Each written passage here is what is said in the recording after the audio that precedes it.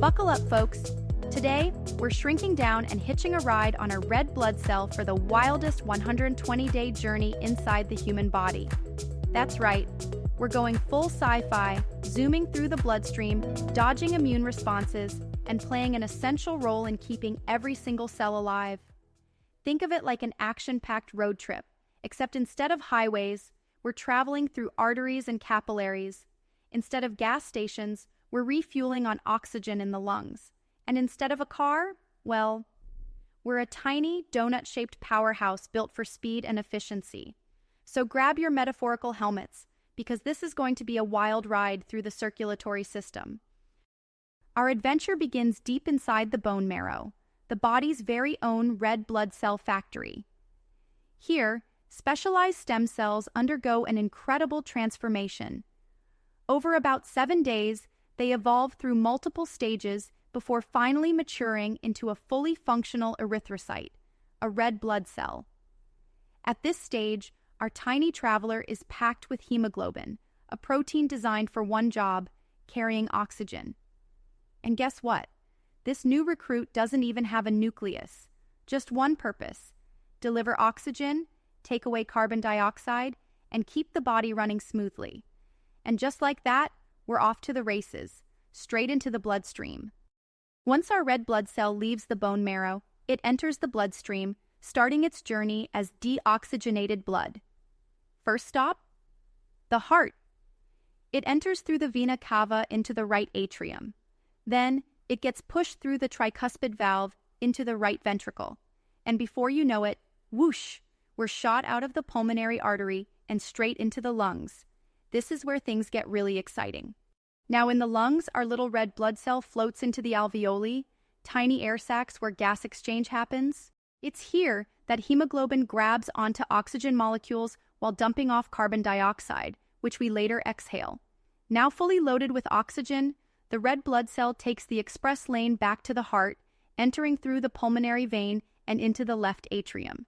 From there, it gets a powerful push through the left ventricle and into the aorta, the body's biggest artery. Boom.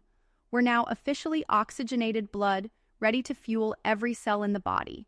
From the aorta, our red blood cell embarks on a nationwide delivery route through the body's network of arteries, arterioles, and capillaries. Every single organ and tissue gets a visit, from the brain to the toes, from the muscles to the liver. Here's the kicker. Some capillaries are so tiny that our little red blood cell has to squeeze through single file. Talk about dedication. While on this journey, it does the following: drop off oxygen for energy production, pick up carbon dioxide, a waste product from cells, help fight infections by supporting white blood cells, heal wounds by working alongside platelets. It's a non-stop, high-energy gig, no breaks, no vacations. After roughly 120 days of hard work, our red blood cell starts showing signs of wear and tear. It's no longer as flexible, and the body can tell it's time for retirement.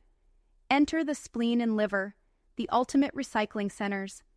Macrophages, a type of immune cell, break down the old red blood cell, salvaging useful materials like iron, which gets sent back to the bone marrow for making new blood cells. Nothing goes to waste, and just like that, the cycle begins again. Every second, your body produces 2 million new red blood cells to replace the ones retiring. Talk about efficiency. Okay, this is cool, but why does it matter? Well, understanding the journey of a red blood cell is crucial in medicine. For example, anemia occurs when red blood cells aren't produced properly or are destroyed too quickly. Sickle cell disease alters the shape of red blood cells, making it hard for them to travel smoothly. High altitudes trigger increased red blood cell production to compensate for lower oxygen levels. Even blood doping in sports involves boosting red blood cell count to enhance oxygen delivery and endurance. So yeah, these little cells, they're kind of a big deal.